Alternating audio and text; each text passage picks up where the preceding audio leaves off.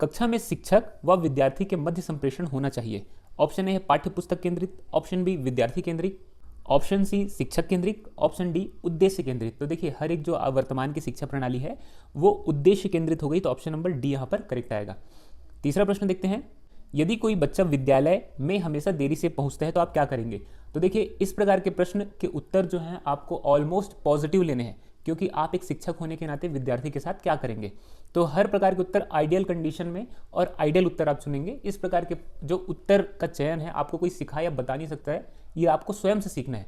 तो देखिए इसका ऑप्शन हम पढ़ लेते हैं, उसे डांटेंगे ताकि वह गलती दोबारा ना दोहराए, ऑप्शन बी प्रधानाचार्य को बताएंगे, ऑप्शन सी उसके माता पिता से संपर्क करेंगे, ऑप्शन डी बच्चे से बातचीत करेंगे तथा कारण जानने का प्रयास करेंगे। तो कॉमन सी बात है यहाँ पे ऑप्शन नंबर डी करेक्ट होगा। मैं पहले ही बताया कि हमेशा पॉजिटिव उत्तर लेंगे ताकि आपका उत्तर जो है वो करेक्ट हो। अगला प्रश्न देखते हैं, वर्तमान समय में शिक्षा का सबसे उपयुक्त उपागम कौन सा है। ऑप्शन ए व्यवहारवादी, ऑप्शन बी सृजनवादी, ऑप्शन सी संरचनात्मकवादी, ऑप्शन डी मानवतावादी। तो देखिए सृजनात्मकवादी आएगा, ऑप्शन नंबर बी यहाँ पर करेक्ट हो जाएगा। देखिए अक्सर जो आपको इस प्रकार के प्रश्नों को अगर आपने पढ़ा नहीं है तो याद रखिए कि जितना भी है प्रोग्रेसिव, यानी जितना से ज़्यादा हो सके उतना इंफ्रा जो स्ट्रक्चर है बच्चों का वो डेवलप से रिलेटेड आंसर आपको लेना है। पांचवा प्रश्न देख लेते हैं, स्कूलों में अधिकतर शिक्षकों में अपने छात्रों के लिए किसका सर्वाधिक अभाव पाया जाता है। देखिए हर एक जो शिक्षक है बच्चों को स्नेह करता है तो ये नहीं होगा, ठीक। और क्रोध तो सामान्य बात है, शिक्षक करते ही हैं। दोषारोपण शिक्षक नहीं करते लेकिन बच्चे जरूर करते हैं, लेकिन घृणा का अभाव पाया जाता है। तो यहाँ पर ऑप्शन नंबर डी करेक्ट होगा। इसको थोड़ा सा आपको अपने व्यवहारिक जीवन में ला करके इस प्रकार के प्रश्न देखना है जहाँ पर आप कंफ्यूज हो। छठवां नंबर प्रश्न देखिए, परीक्षा में विद्यार्थी के किस प्रकार के प्रश्न पूछे जाने चाहिए। तो यहाँ पर ऑप्शन पढ़ लेते हैं, ऑप्शन ए स्मृति एवं समझ आधारित, ऑप्शन बी वस्तुनिष्ठ एवं विसंगत, ऑप्शन सी समझ एवं अनुप्रयोग आधारित, ऑप्शन डी केवल वस्तुनिष्ठ। देखिए यहाँ पर ऑप्शन नंबर सी आएगा, समझ एवं अनुप्रयोग आधारित, ठीक है। अगला प्रश्न हम लोग देख लेते हैं, सातवां नंबर प्रश्न, एक कक्षा में बहुभाषी विद्यार्थी है, यह स्थिति उत्पन्न करती है। देखिए बहुभाषी का मतलब है बहुत सी भाषा बोलने वाला या जानने वाला, ठीक। तो इसका ऑप्शन पढ़ लेते हैं, किस प्रकार की स्थिति उत्पन्न होगी। ऑप्शन ए है शिक्षक अधिगम प्रक्रिया में बाधा की, ऑप्शन बी विद्यार्थियों के मध्य सामंजस्य की समस्या, ऑप्शन सी अध्यापक में कुंठा, ऑप्शन डी सीखने में समृद्ध संसाधन। तो देखिए अगर कोई एक से अधिक जो भाषा जानेगा तो सामान्य सी बात है वो सीखने में ज़्यादा समृद्ध होगा, तो ऑप्शन नंबर डी करेक्ट हो जाएगा। अगला प्रश्न देखिए आठवां नंबर, आठवां प्रश्न क्या बोल रहा है, यदि कक्षा में पढ़ते समय आपको महसूस होता है कि अचानक सभी बच्चे पढ़ने में रुचि नहीं ले रहे हैं तो आप क्या करेंगे। इसका ऑप्शन पढ़ लेते हैं, ऑप्शन ए है कोई ध्यान नहीं दे रहा है तो पढ़ाना जारी रखेंगे, ऑप्शन बी पढ़ाना बंद कर देंगे, ऑप्शन सी बच्चों को ध्यान देने को कहेंगे, ऑप्शन डी कारण जानने की कोशिश करेंगे। तो सामान्य सी बात है ऑप्शन नंबर डी करेक्ट होगा, कारण जानने की कोशिश करेंगे। मैंने पहले ही बोला आइडियल आंसर को ही आपको लेना है। अब नौवां प्रश्न जो मैंने कुछ देर पहले ही आपको स्टार्टिंग में पूछा था, ये प्रश्न है निष्पत्ति लब्धि ए क्यू का सूत्र होता है। तो देखिए इसका जो सूत्र होता है अगर आप लोगों को पता होगा या नहीं पता होगा तो मैं बता देता हूँ। इसका होता है शैक्षिक आयु बटे होता है वास्तविक आयु, यानी कहा जाए ऑप्शन नंबर सी इसमें करेक्ट हो जाएगा। शैक्षिक आयु यानी एजुकेशन एज बटे करेंट एज, जो वर्तमान में उसकी एज चल रही है, इंटू 100। तो ऑप्शन नंबर सी यहाँ पर करेक्ट होगा। अगला प्रश्न देखिए 10वें नंबर प्रश्न में आ जाते हैं, उच्च प्राथमिक स्तर पर शिक्षक को क्रियात्मक शोध का ज्ञान होना चाहिए क्योंकि। ऑप्शन नंबर ए देखिए इसको भी आपको आइडियल ही लेना है।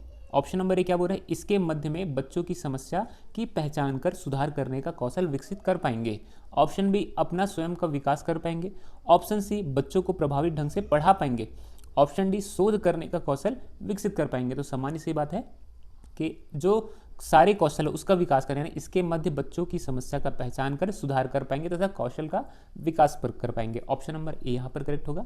11वें नंबर प्रश्न क्या बोल रहा है, शिक्षा का अधिकार अधिनियम 2009 में 6 वर्ष से 14 वर्ष की आयु के विद्यार्थी या विद्यालय कभी ना गए अथवा विद्यालय शिक्षा अधूरी छोड़ने वाले बच्चे को शिक्षा का मुख्य धारा में जोड़ने हेतु क्या किया गया है। तो इसका ऑप्शन पढ़ के आप इसका आंसर लगा सकते हैं। देखिए इसका ऑप्शन दिया हुआ है, विशेष पाठ्यक्रम लागू करने पर जोर दिया जाए, ठीक। ऑप्शन बी क्या बोल रहा है, विशेष प्रशिक्षण लागू करने पर जोर दिया जाए। ऑप्शन सी बोल रहा है अलग से विद्यालय खोलने की बात कही जाए। ऑप्शन डी है अलग से शिक्षक नियुक्त करने की बात कही गई है। तो देखिए विशेष प्रशिक्षण देने की बात कही गई है, ऑप्शन नंबर बी यहाँ पर करेक्ट होगा। ठीक, जो बच्चे पढ़ाई छोड़ चुके हैं उन लोगों के लिए विशेष कौशल प्रशिक्षण दिया जाता है पंचायतों में, आपको शायद पता हो। अगला देखिए 12वां प्रश्न क्या बोलता है, ये बहुत ही महत्वपूर्ण है, मैंने पहले ही बताया है, सुमेलित करों से संबंधित है। इस प्रकार के प्रश्न को आपको एक कॉपी में जरूर लिखना चाहिए, मैंने पहली वीडियो में बताया था, उसमें भी मैंने 4 वैज्ञानिक का नाम लिया है, इसमें भी लगभग 3 वैज्ञानिक नए आ रहे हैं, टोटल आपको 7 वैज्ञानिक को बस याद रखना है। इन 7 में से 2 प्रश्न वैज्ञानिक से रिलेटेड आएंगे ही। तो देखिए इसमें ये बोल रहा है सही जोड़ी में जो सिद्धांत दिए गए हैं, विभिन्न सिद्धांत, वो किस वैज्ञानिक के हैं। तो पहला दिया है एक तत्व सिद्धांत किसका है, तो ये अल्फ्रेड बिने का है। ऑप्शन नंबर इस प्रकार से आप मिलाते हुए जाएंगे। बहुतायत या बहुतत्व का सिद्धांत किसका दिया हुआ है, तो थॉर्नडाइक का दिया हुआ है, ये यहाँ पे थॉर्नडाइक का हो गया। समूह तत्व का सिद्धांत किसका दिया गया है, थर्सनेन बसने ने दिया, यहाँ पर इस प्रकार से आप इसको मिला लेंगे। और त्रिआयामी का सिद्धांत जो इसको गिलफोर्ड ने दिया, ठीक, यहाँ पर चौथा। तो इस प्रकार के सिद्धांत आपको याद रखना बहुत ज़रूरी है, क्योंकि ये प्रश्न एग्जाम में आएंगे ही, गारंटीड है। अगला प्रश्न देख लेते हैं, यदि आपकी कक्षा का कोई बच्चा प्रायः चुप रहता है तो आप क्या करेंगे। फिर यहाँ पे आपको स्टैंडर्ड जवाब देखना है। तो देखिए ऑप्शन पढ़ने के बाद आपको क्लियर हो ही जाएगा। इसमें देखिए उसकी ओर ध्यान नहीं देंगे, दूसरा उसको किसी मनोवैज्ञानिक के पास लेके जाएंगे, तीसरा उसके चुप रहने का कारण जानने का प्रयास करेंगे, ऑप्शन डी उसके माता पिता से बात करेंगे। तो यहाँ पर ऑप्शन नंबर सी होगा, उसके चुप रहने का कारण की जानने की कोशिश करेंगे। अगला प्रश्न देखिए, सतत एवं व्यापक मूल्यांकन से तात्पर्य है। तो सतत एवं व्यापक मूल्यांकन क्या होता है, लगातार उसकी जानकारी लेना, बीच में भी और हर प्रकार से भी। तो ऑप्शन पढ़ने के बाद आपको क्लियर हो जाएगा। ऑप्शन ए है नियमित रूप से मासिक परीक्षा लेना, ऑप्शन बी सीखने की प्रक्रिया के दौरान शैक्षिक एवं सह शैक्षिक क्षेत्रों को नियमित रूप से आकलन या आकलित करना, ऑप्शन सी नियमित रूप से कक्षा की गतिविधियां आयोजन करना, ऑप्शन डी आंकड़ा या ग्रेड प्रदान करना। तो देखिए ऑप्शन नंबर बी यहाँ पर करेक्ट हो जाएगा, सीखने की प्रक्रिया के दौरान शैक्षिक एवं सह शैक्षिक क्षेत्रों का नियमित रूप से आकलन करेंगे। अगला प्रश्न देख लेते हैं, बाल केंद्रित शिक्षा के अंतर्गत क्या सम्मिलित नहीं है। तो बाल केंद्रित शिक्षा के अंतर्गत गृह कार्य सम्मिलित नहीं है, पहले ही ऑप्शन आप यहाँ पे देखेंगे। ठीक, अगला प्रश्न देख लेते हैं, 16 नंबर प्रश्न बोला है, प्रतिभाशाली बालक वह है जो अपने उत्पादन की मात्रा, दर तथा गुणवत्ता में विशिष्ट हो, यह किसका कथन है। तो देखिए ये जो है टेलर का कथन है, मैं पहले ही आपको बताया कि कुछ वैज्ञानिक आपको याद रखने ही पड़ेंगे। तो RW टेलर का ये कथन है। इस प्रकार की परिभाषाएं आपने पढ़ी ही होंगी, अगर बीएड के दौरान आप पढ़े होंगे तो। इसके अलावा अगला प्रश्न देखिए, बच्चों को सीखने सिखाने की प्रक्रिया के दौरान वे उस कार्य को किस प्रकार से करते हैं, इसकी जानकारी इन्हें यानी किसको देना है, कैसे देना है, ऑप्शन के आधार पर कार्य समाप्त होने के पश्चात दी जानी चाहिए, ऑप्शन बी कार्य करते समय सतत रूप से दी जानी चाहिए, ऑप्शन सी कार्य के बीच में एक बार दी जानी चाहिए, ऑप्शन डी इसकी कोई आवश्यकता नहीं। तो देखिए सतत रूप से दी जानी चाहिए, ऑप्शन नंबर बी यहाँ पर करेक्ट हो जाएगा। अगला प्रश्न देखिए, अगला प्रश्न ये बोल रहा है, यदि आपकी कक्षा में कोई बच्चा अधिगम अक्षम हो तो आप क्या करेंगे। अधिगम अक्षम का कहने का मतलब है, यानी अधिगम मैंने पहले ही बताया सीखने, यानी सीखने के लिए अक्षम यानी उसके अंदर क्षमता नहीं है, तो आप क्या करेंगे। ऑप्शन नंबर ए देख लेते हैं, उसकी और कोई ध्यान नहीं देंगे, ऑप्शन बी उसकी अक्षमता किस प्रकार की है यह जानकर उसे सिखाने का प्रयास करेंगे। तो standard option option number B ही है, आगे आपको पढ़ने की जरूरत ही नहीं पड़ेगी। ठीक, अगला प्रश्न देखिए, 19 नंबर प्रश्न में ये, राष्ट्रीय पाठ्य चर्चा की स्वरूप रेखा 2005 की संतुतियों के संबंध में कौन सा कथन सत्य नहीं है। देखिए सत्य है और सत्य नहीं में अक्सर आप फंसेंगे। तो यहाँ पर आप देखिए, विश्वविद्यालयों को राजनीति से मुक्त करना, ऑप्शन बी ज्ञान को बाह्य जीवन से जोड़ना, ऑप्शन सी राष्ट्र के प्रजातांत्रिक मूल्यों का सम्मान करना, ऑप्शन सी परीक्षाओं में लचीलापन। तो देखिए इसमें विश्वविद्यालयों में राजनीति से मुक्त करना, देखिए वर्तमान में आप देखेंगे कि हर स्कूल क्षेत्र राजनीति से संबंधित है, तो ऑप्शन नंबर ए यहाँ पर करेक्ट होगा। अगला प्रश्न देखिए, 20 नंबर प्रश्न बोला है, बच्चों को भाषाई विषय के लिए जरूरी है। ऑप्शन नंबर ए, उनको अधिक से अधिक अपने विचार व्यक्त करने का अवसर देना चाहिए, सामान्य सी बात है, उनको अवसर देना ही चाहिए। ठीक है, उसके अलावा अगला देखिए, भाषाई कौशल के विकास हेतु गतिविधियां आयोजित करनी चाहिए, हाँ ये भी करनी चाहिए। ऑप्शन सी, लिखना पढ़ना बोलना तथा सुनने का अभ्यास कराना चाहिए। तो इसमें ऑप्शन नंबर डी आएगा, उपयुक्त सभी। अगला प्रश्न देखते हैं 21 नंबर प्रश्न, कक्ष में बैठक व्यवस्था कैसी होनी चाहिए। तो बैठक व्यवस्था कैसी होनी चाहिए, कक्षा में जो जानकारियां हैं, ऑप्शन नंबर उसको पहले देख लेते हैं, फिर उसके हिसाब से डिटेल से बताऊंगा मैं।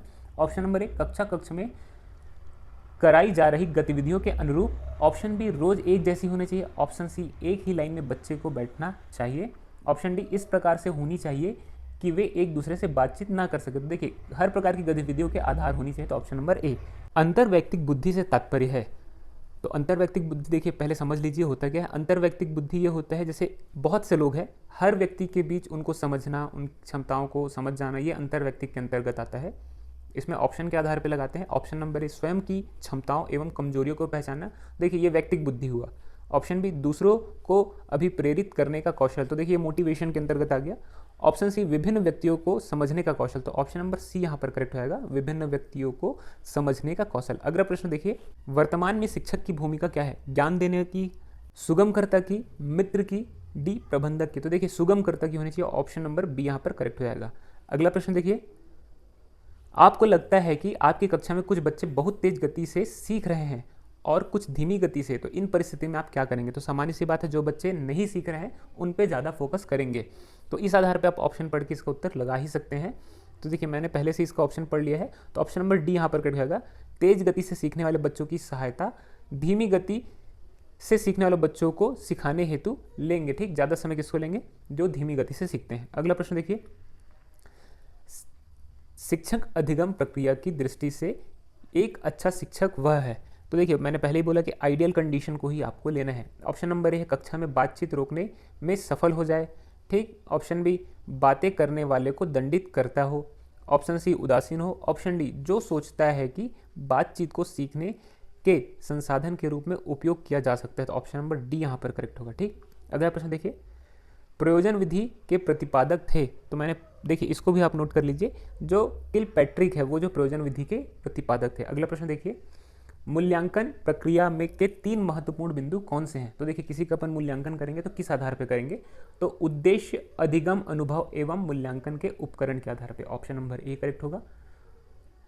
28 नंबर प्रश्न को देखिए, कक्ष की वातावरण किस प्रकार की होना चाहिए? तो याद रखिए मैत्रीपूर्ण होना चाहिए। ठीक, अनुशासन, देखिए यहाँ पे उपरोक्त सभी रहता, तो बस शोरगुल भला इसको बस छोड़ करके मतलब बी नंबर को छोड़ करके बाकी सारे इसके अंतर्गत आते हैं। शांत, अनुशासन से परिपूर्ण और मित्रतापूर्ण, लेकिन यहाँ पे सिर्फ और सिर्फ मित्रतापूर्ण को हम लेंगे, याद रखेंगे।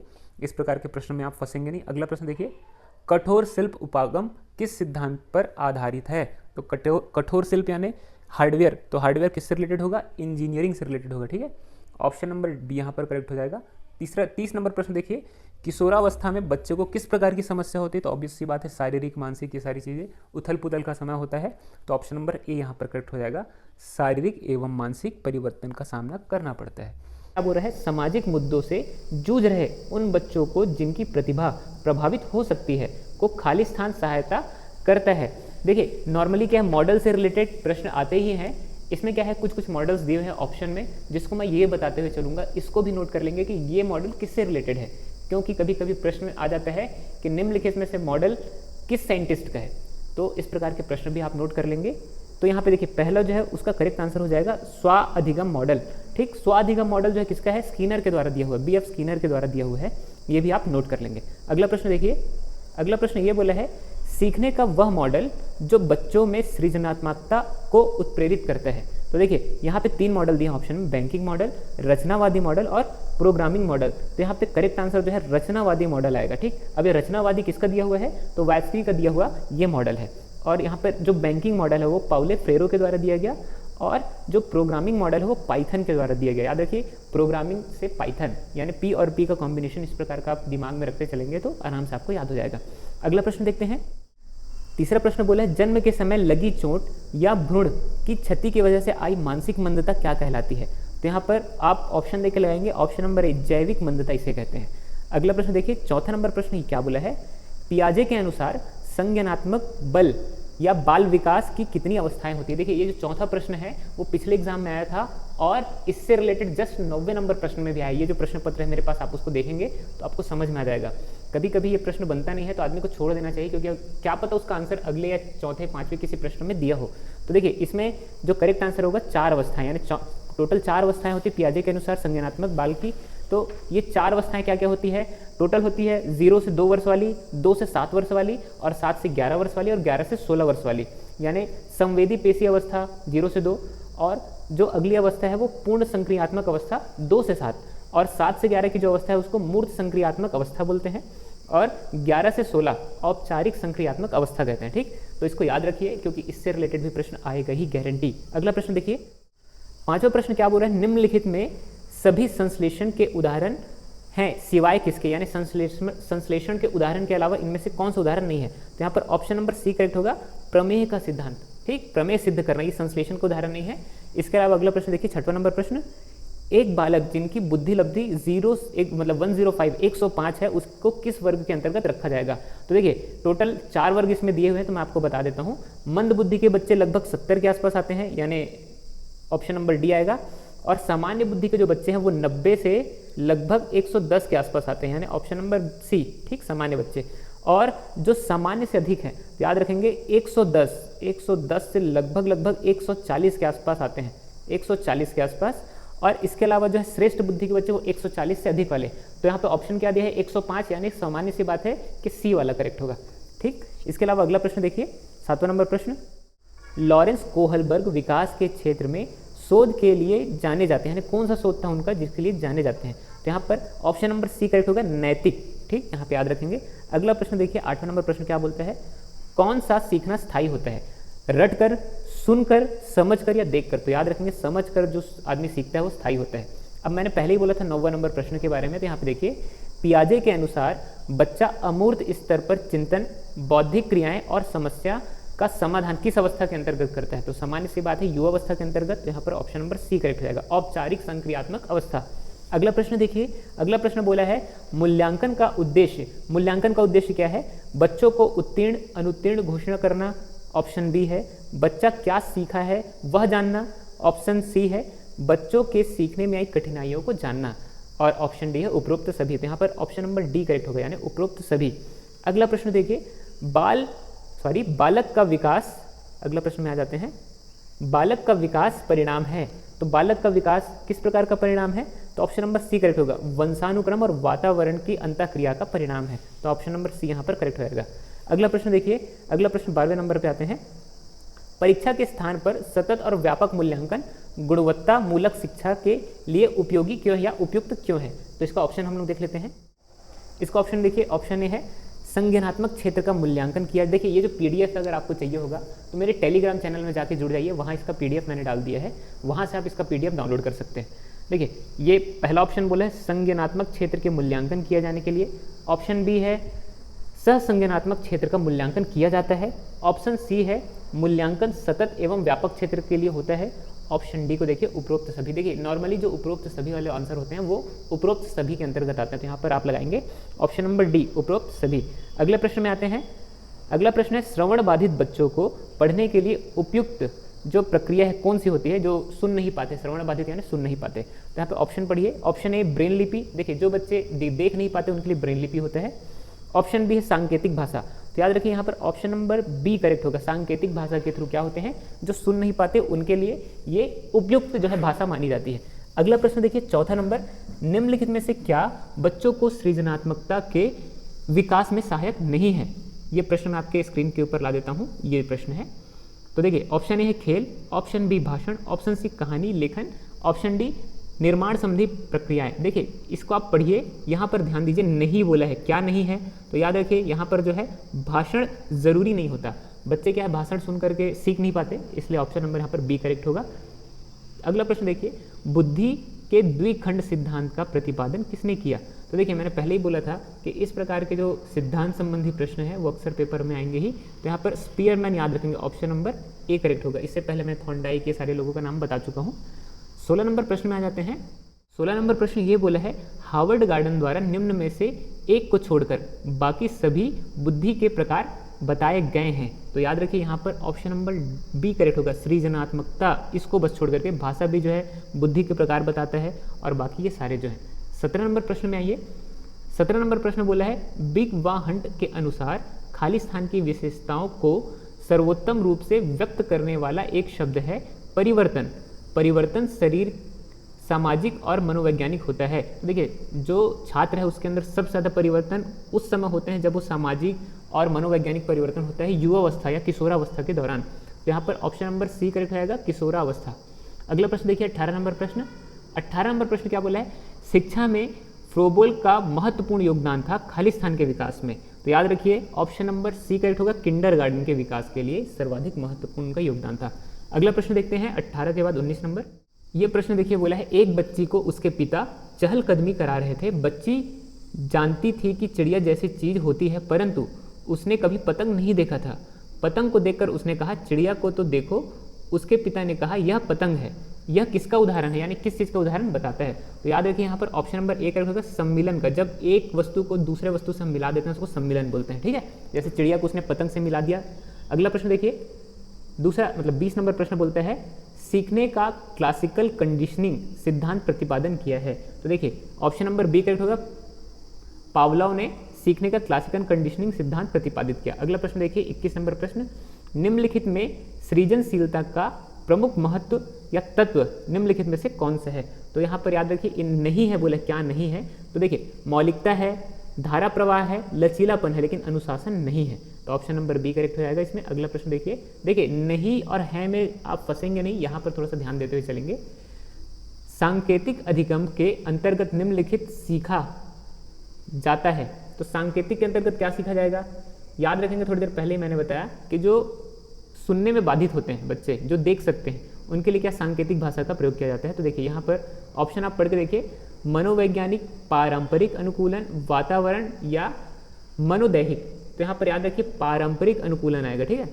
अगला प्रश्न 23 नंबर देखिए, निम्नलिखित के प्रयास और भूल सिद्धांत के प्रतिपादक हैं। देखिए जितना भी सिद्धांत के प्रतिपादक आ रहा है आप उसको नोट करते हुए चलिए, क्योंकि इससे संबंधित प्रश्न हर साल रिपीट किए जाते हैं। तो यहाँ पर ऑप्शन नंबर बी करेक्ट होगा, थॉर्नडाइक है। कौन? थॉर्नडाइक। अगला प्रश्न देखिए 24 नंबर प्रश्न को, एक कक्षा में व्यक्तिगत भिन्नताओं के क्षेत्र को कहते हैं, क्या कहते हैं?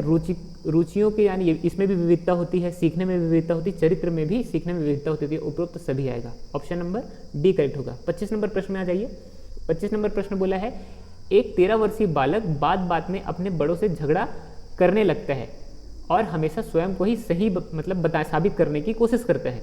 यह किस विकास की अवस्था के अंतर्गत आएगा? तो स्वाभाविक सी बात है, इसका ऑप्शन मैं आपको दिखाऊंगा। लेकिन देखिए जब एक 13 वर्षीय बालक आ गया तो सामान्य सी बात है वो युवावस्था या किशोरावस्था के मध्य आसपास होगा, ठीक। लेकिन जब वो हर बात में झगड़ा करने लगे, हर बात में अपने आप को साबित करने की कोशिश करने लगे, तो किशोरावस्था के अंतर्गत ही आएगा। तो यहाँ पर ऑप्शन हम देख लेते हैं। देखिए प्रारंभिक बाल्यावस्था, किशोरावस्था, युवावस्था या बाल्यावस्था। तो देखिए यहाँ पर किशोरावस्था करेक्ट रहेगा, ऑप्शन नंबर बी करेक्ट रहेगा। अगला प्रश्न देखते हैं 26 नंबर प्रश्न में आते हैं, मनुष्य के अंतर्निहित क्षमता का परिपूर्णता में विकास करते हैं। यह कथन किसके द्वारा दिया गया है? तो ऑप्शन नंबर ए करेक्ट रहेगा, स्वामी विवेकानंद के द्वारा दिया गया है। देखिए अगला प्रश्न देखिए 27 नंबर प्रश्न क्या है, निम्नलिखित में से कौन सा विशिष्ट अधिगम विकलांगता का उदाहरण है? देखिए अब दिव्यांगता आएगा, 2013 के बाद से क्या दिव्यांग वर्ड का यूज करने लग गए हैं। तो यहाँ पर याद रखेंगे ऑप्शन नंबर बी करेक्ट रहेगा, डिसलेक्सिया, ठीक। ये भी एक प्रकार का दरअसल जो है ऐसी दिक्कतें आती हैं बच्चों में जब वो कई वर्ड्स को पहचान नहीं पाते, जैसे कि बी और डी में फ़र्क नहीं कर पाना, ठीक है, 3 को उल्टा लिख देना। तो इस प्रकार की जो समस्याएं उत्पन्न होती हैं वो डिसलेक्सिया के अंतर्गत आती हैं। 28 नंबर प्रश्न को देखिए, बालक के शारीरिक व क्रियात्मक विकास की दिशा होती है। तो याद रखेंगे कि वो सिर से पैर तक और अंदर से बाहर की ओर होती है, ठीक। पूरा ऊपर से नीचे तक होगी ज़रूर, लेकिन अंदर से बाहर की ओर होगी। तो इसमें आप याद रखेंगे ऑप्शन नंबर बी करेक्ट होगा, सिर से पैर तक, शरीर के मध्य से बाहर की ओर, ठीक। अब अगला प्रश्न देखिए 29 नंबर प्रश्न को, सीखना व्यवहार में उत्तरोत्तर सामंजस्य की प्रक्रिया है। यह कथन किसके द्वारा दिया गया है? तो स्किनर के द्वारा दिया गया, ऑप्शन नंबर सी करेक्ट होगा। अगला प्रश्न देखिए, सामाजिक अधिगम का आरंभ होता है। तो सामाजिक अधिगम का आरंभ होता है संपर्क से, यानी समाज के संपर्क के आने से। पहला प्रश्न क्या बोलता है, इस विचार को कि विकास के किसी भी पड़ाव पर कोई भी वस्तु सिखाई जा सकती है किस वैज्ञानिक ने दिया था? तो देखिए ऑप्शन के अकॉर्डिंग ब्रूनर ने, ऑप्शन नंबर सी यहाँ पर करेक्ट रहेगा, ब्रूनर ने जो है इस कॉन्सेप्ट को प्रपोज किया था। अगला प्रश्न देखिए, निम्नलिखित में से कौन सी रक्षात्मक प्रक्रिया नहीं है? देखिए नहीं बोला है, यहीं पे कई लोग है या नहीं है में कंफ्यूज हो जाते हैं, हर बार मैं बोलता हूँ और हर वीडियो में बोलता हूँ। तो ऑप्शन देखते हैं, ऑप्शन ए सहचर्यता, ऑप्शन बी प्रतिगमन, ऑप्शन सी प्रतिपूर्ति, ऑप्शन डी उत्तरदायीकरण। तो देखिए यहाँ का जो करेक्ट आंसर हो जाएगा ऑप्शन नंबर ए हो जाएगा, सहचर्यता। अगला प्रश्न देखिए, मुझे 1 दर्जन स्वस्थ बच्चे दीजिए, मैं उन्हें डॉक्टर, जज, अध्यापक, भिखमंगे और यहाँ तक कि मैं उन्हें चोर भी बना सकता हूँ। यह कथन किसका है? तो याद रखिए यह जो कथन है जेबी वॉटसन का दिया हुआ है। इसके अलावा अगला प्रश्न देखिए, देखिए इसमें मैंने ऑलमोस्ट जो है साइंटिस्ट से रिलेटेड क्वेश्चन को शामिल किया है। टोटल हम 90 प्रश्न लगाएंगे, जिसमें से लगभग 15 प्रश्न आपके आगामी एग्जाम में पूछे जाने गारंटी हैं। चौथा प्रश्न देखिए, निम्नलिखित में से क्या उत्तम उपलब्धि परीक्षण की विशेषता नहीं है।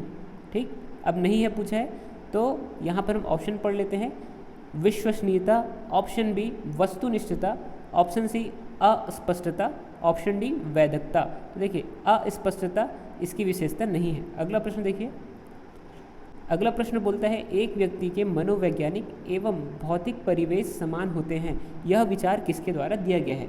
तो ऑप्शन के आधार पर ये जो विचार है किसके द्वारा दिया गया है, याद रखिए SR सहचर्यवादी के द्वारा। ठीक, अगला प्रश्न देखिए, छठवां नंबर प्रश्न बोलता है स्टैनफोर्ड बिनेट स्केल के द्वारा व्यक्ति के निम्नलिखित गुणों को मापा जाता है। तो बौद्धिक गुणों को मापा जाता है, ऑप्शन नंबर ए करेक्ट हो जाएगा। देखिए इनके द्वारा परीक्षण लगभग 10 उप परीक्षण है, जिसके अंतर्गत किसी भी स्टूडेंट या बच्चे का जो है 10 प्रकार से बौद्धिक परीक्षण किया जाता है। याद रखिए ये भी पूछ सकता है कितने प्रकार के परीक्षण हैं, तो 10 प्रकार के उप परीक्षण है। अगला प्रश्न देखिए, किसके अनुसार शिक्षा मनोविज्ञान व्यक्ति के जन्म से लेकर वृद्धावस्था तक सीखने से संबंधित अनुभवों का वर्णन और व्याख्या करता है। तो क्रो एंड क्रो के अनुसार, ऑप्शन नंबर बी। अगला प्रश्न देख लेते हैं। अगला प्रश्न क्या बोलता है, परिवार बच्चे को शिक्षा प्रदान करता है। तो देखिए इनफॉर्मल या अनौपचारिक शिक्षा प्रदान करता है। ठीक, अगला प्रश्न देखिए, विभाजन, तुलना, आलोचना इत्यादि क्रियाएं शैक्षणिक उद्देश्य के ज्ञानात्मक पक्ष को कौन सा स्तर संबंधित है। तो देखिए याद रखेंगे कि ये विश्लेषण से संबंधित पक्ष है।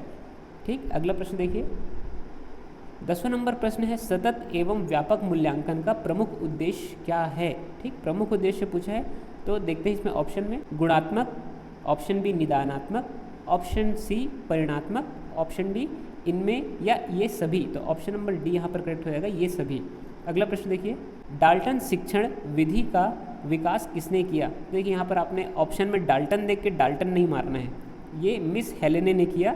डाल्टन शिक्षा पद्धति का जो विकास है किसने किया, मिस हेलेने। ठीक, अगला प्रश्न देखिए, 12 नंबर प्रश्न क्या बोलता है, वीडियो कॉन्फ्रेंसिंग को निम्न प्रकार के संचार में वर्गीकृत किया जा सकता है। तो देखिए वीडियो कॉन्फ्रेंसिंग क्या होता है, हमको दिखाई भी देता है और हमको सुनाई भी देता है और हम उसमें बोल भी सकते हैं, यानी दोनों साइड से संप्रेषण होता है। तो देखिए ये क्या हो जाएगा, ऑप्शन नंबर सी, दृश्य श्रव्य और दोनों तरफ से। अगला प्रश्न देखिए क्या है, 13वां नंबर प्रश्न बोलता है निम्न में से किसको वर्ष 1904 में अधिगम के सिद्धांत पर अग्रणी कार्य करने के लिए नोबेल पुरस्कार मिला। तो यहाँ पर याद रखेंगे ऑप्शन नंबर डी करेक्ट हो जाएगा, पावलाव को मिला था। ठीक, ऑप्शन नंबर बी। अगला प्रश्न देखिए, कोहलर ने विकसित किया, क्या क्या कोहलर ने ये पूछा है, तो यहाँ पर ऑप्शन नंबर बी करेक्ट लगा लेंगे, इनसाइट का सिद्धांत। अगला प्रश्न देखिए, जीवन भर सीखने की संकल्पना की उत्पत्ति का आधार क्या है। इसका जो आंसर आप ऑप्शन पढ़ के आसानी से लगा सकते हैं। ऑप्शन क्या बोल रहा है देखिए, देश में स्किलों की कमी, ऑप्शन बी लोगों की अधिकता से अधिक सीखने की इच्छा, ऑप्शन सी देश को आवश्यकता है कि अधिक शिक्षित लोग की संख्या हो, ऑप्शन डी ज्ञान का गतिक विकास। तो ऑप्शन नंबर डी हो जाएगा, यहाँ पर ज्ञान का गतिक विकास आएगा क्योंकि ज्ञान हमेशा विकसित होते रहता है। अगला प्रश्न देखिए, 16 नंबर मोस्ट इंपॉर्टेंट प्रश्न है, यहाँ पर आप प्रश्न को पढ़िए। फ्रायड के अनुसार मन की संरचना की सही कोटि क्या है। तो देखिए इदम अहम अति अहम, ये आपने कहीं ना कहीं पढ़ा ही होगा, ऑप्शन नंबर बी यहाँ पर करेक्ट हो जाएगा। अगला प्रश्न को देखिए, 17वां नंबर प्रश्न क्या बोलता है, एक अध्यापक का सबसे महत्वपूर्ण गुण निम्नलिखित में से कौन सा होना चाहिए। तो देखिए इस प्रकार के प्रश्न को आपको सबसे ज़्यादा पॉजिटिव जो आंसर दिखता है उसी को लेना चाहिए। यहाँ पर पहला ऑप्शन बोला है समय बाध्यता, ऑप्शन बी अपने विषय में महारत, ऑप्शन सी विषय में महारत तथा संचार क्षमता, ऑप्शन डी सामाजिक क्षमता। तो देखिए उनको अपने विषय का भी ज्ञान होना चाहिए और संचार की क्षमता भी, तो ऑप्शन नंबर सी यहाँ पर करेक्ट रहेगा। अगला प्रश्न देखिए, पियाजे के अनुसार पूर्व संक्रियात्मक अवस्था की विशेषता क्या है। मैंने पिछली वीडियो में टोटल इसकी 4 अवस्थाएं बताई थी। ये प्रश्न अक्सर आता है पेपर में कि कितनी अवस्थाएं हैं पियाजे की, तो टोटल 4 अवस्थाएं हैं, जिनमें से एक पूर्व संक्रियात्मक अवस्था है जिसकी विशेषता क्या है। यहाँ पर आप जैसे ही ऑप्शन पढ़ेंगे तो पहले ही ऑप्शन आपको क्लियर हो जाएगा, प्रतिमूर्ति निर्माण, ऑप्शन नंबर ए। अगला प्रश्न देखिए 19 नंबर, निम्न में से शिक्षण का स्तर नहीं है, तो शिक्षण का कौन सा स्तर नहीं है, सूक्ष्म स्तरीय शिक्षण जो है शिक्षण का स्तर नहीं है। ऑप्शन नंबर बी करेक्ट रहेगा। अगला प्रश्न देखते हैं, निम्न में से कौन सा किशोर अधिगमकर्ता के नैतिक विकास से संबंधित नहीं है? तो देखिए, परिवार है, विद्यालय है, शारीरिक संरचना नहीं है, सिनेमा घर एवं पुस्तकें। तो देखिए, सिनेमा जो है वो भी है, ऑप्शन सी नहीं है, ऑप्शन डी है और ऑप्शन ए है। तो यहाँ पर correct answer option number C हो जाएगा। शारीरिक संरचना जो है वो उसके नैतिक विकास से संबंधित नहीं है। अगला प्रश्न देखिए, संज्ञानात्मक विकास का निर्धारण। तो संज्ञानात्मक विकास का निर्धारण कौन करता है? अनुवांशिकता करता है। अगला प्रश्न देखिए, मैकडूगल के अनुसार संवेगों की संख्या कितनी होती है? तो देखिए, जो संवेग की टोटल जो नंबर्स होते हैं वो 14 होते हैं, जैसे कि भय, घृणा, आश्चर्य, क्रोध, अधीनता, विचलन, कोमलता, ये सारे जो है टोटल 14 प्रकार के हैं। अगला प्रश्न देखिए, व्यवहारवाद के जन्मदाता कौन है? तो व्यवहारवाद के जन्मदाता कौन है? Watson. Option number A correct हो जाएगा। अगला प्रश्न को देखिए, निम्नलिखित में से रचनावादी अधिगम का उदाहरण नहीं है। तो रचनावादी जो अधिगम है वो ऑप्शन आप पढ़ेंगे तो आपको एक ही बार में क्लियर हो जाएगा। देखिए, ऑप्शन ए है प्रयोग धार्मिकता, ऑप्शन बी क्षेत्र भ्रमण, ऑप्शन सी कक्षा कक्ष वार्ता, ऑप्शन डी पाठ्य पुस्तक अध्ययन। तो पाठ्य पुस्तक नहीं है। अगला प्रश्न देखिए, संप्रेषण चक्र का सही स्वरूप कौन सा है? तो संप्रेषण चक्र का सही स्वरूप कहने का मतलब है कि ऑप्शन के आधार में आपको समझाने की कोशिश करता हूँ। देखिए, सबसे पहले कोई प्रेषक है जो अपनी बात कहता है और वो संदेश के फॉर्म में जाता है और किसी ग्राही के पास जाता है। ठीक, ग्राही के पास जाने के बाद वो उसकी प्रतिपुष्टि करता है, यानी इस कहाँ तक सही है कहाँ तक गलत है। तो इसका ऑप्शन नंबर ए करेक्ट रहेगा। ठीक, अगला प्रश्न देखिए, निम्नलिखित में से कौन सा कथन सही नहीं है? ठीक, सही नहीं है पूछा है, तो ये कथन को हम पढ़ के देखते हैं। तो पहला कथन है, जो अध्यापक यह विश्वास करता है कि विकास प्रकृति की वजह से होता है वह अनुभव प्रदान करने में महत्व नहीं देता। ठीक, तो ये सही है क्योंकि प्रकृति के द्वारा ही होता है। दूसरा क्या है, प्रारंभिक अनुभव महत्वपूर्ण होता है और अध्यापक का हस्तक्षेप भी महत्वपूर्ण होता है, ये भी करेक्ट है। अगला देखिए,